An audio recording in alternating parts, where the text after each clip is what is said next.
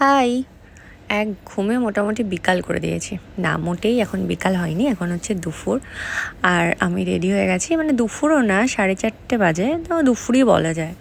তো আমি রেডি হয়ে গেছি, বেরোবো, একটুখানি ঘুরু করবো। যখন ঘুরতেই এসছি, তো শুয়ে শুয়ে টাইম নষ্ট করে লাভ নেই, তাই জন্য ভাবলাম একটুখানি শুয়ে রেডি হয়ে নিই। আর ওখান থেকে যেহেতু আমি নিয়ে এসেছিলাম একটু চুরি করে, হচ্ছে ওই যেটা খাওয়ার পর খায়, তো ওটা নিয়ে এসে আমি এখন খাচ্ছিলাম। এটা তখন না আমার গলায় বেঁধে গিয়েছিলো, আর গলায় বেঁধে মানে ওটা না মাঝখান থেকে ভেঙে যখন গলায় বেঁধে যায় তখন গলা থেকে বের হয় না। আমি অনেকক্ষণ ভুগলাম, তারপরে আমি আবার খেলাম। যদিও আমি খুব ভালো করে চিবিয়ে খাচ্ছিলাম, ভয়ে ভয়েই খাচ্ছিলাম, কিন্তু লোভে পড়ে খাচ্ছিলাম। আর এই যে চলে এসেছি দীঘা বিচটার কাছে। বেশ ভালো লাগছে, এখন রোদ হালকা হালকা আছে, কিন্তু তাও চারিদিকটা দেখতে বেশ ভালো লাগছে।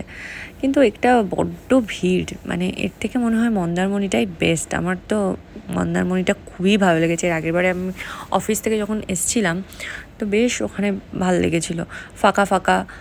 এই যে আমি এখন পেরোচ্ছি, মনে হচ্ছে না একটা হাতি পেরোচ্ছে। কী যে মোটা হয়েছি, মানে আমি খালি যখনই আবার এই ভিডিওগুলো দেখছি আমি ভাবছি যে আমি এবার রোগা হবই। কিন্তু রোগা তো হব, কীভাবে হব জানি না, কারণ মিষ্টিটা আমি অনেক দিন হলো আমি ছেড়েছিলাম, কিন্তু মিষ্টিটা আবার এমন খাওয়া শুরু করেছি যার ফলে এই ধাপসিটা হয়েছি। যাই হোক, এই যে সুন্দর একটা তারপর আমি একটুখানি ঘোড়া রাইডস করছিলাম।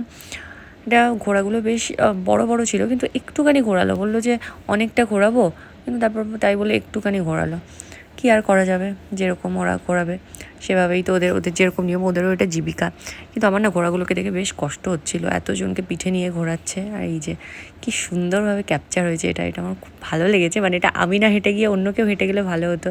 আর চুলগুলো তো মনে হচ্ছে চুল নেই। আবার এই যে এবার হলো পড়ন্ত বিকাল একদম, মানে একটুও রোদ নেই, সুন্দর হাওয়া, আর এই হাওয়াটা যে কী ভালো লাগছিল। তারপরে আমরা চলে গেছিলাম হচ্ছে ঢেউসাগর, যেখানে হচ্ছে টিকিট কেটে ঢুকতে হচ্ছিলো। কিন্তু ঢেউসাগরটা আমার একদমই বেকার লেগেছে, কারণ ওখানে এক্সট্রা করে কিছু নেই। এই যে একটা ছোট্ট পার্ক আছে, ভীম ফিম এইসব দিয়ে সাজানো, খুব একটা যে সাজানো এরকম নয়। তো ওখান দিয়ে টিকিট কেটে ঢুকতে হলো।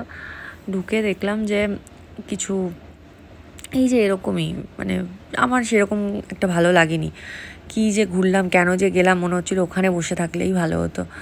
চারিদিকে এই কয়েকটা দোকানপাট, বাচ্চাদের খেলার আর একদম শেষ প্রান্তটায় গিয়ে একটা বিচ মতো দেখা যাচ্ছিলো, যেটা যদিও তারের দিয়ে ঘেরা ছিল, অন্য কোনো রাস্তা হয়তো ছিল, কিন্তু সেটা আর যায়নি। এখানে একটা ওই জাহাজ মতো করা ছিল, ওই যে দূর থেকে যে বিচটা দেখা যাচ্ছে ওই দিকটায় যাওয়ার কোনো রাস্তা ছিল না, কিন্তু ওই লাইটিং ফাইটিং এই দিয়েই সাজানো পার্কটা।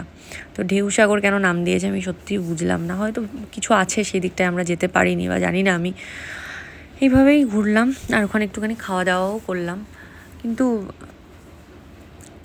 যেটা ভালো লাগলো সেটা হচ্ছে এখানেও চারিদিকে হাওয়া, মানে গরম ভাবটা নেই। যখন দুপুরেও ওখানে ঘুরছিলাম তখনও দেখছিলাম যে বেশ ঠান্ডা। যাই হোক, টাটা।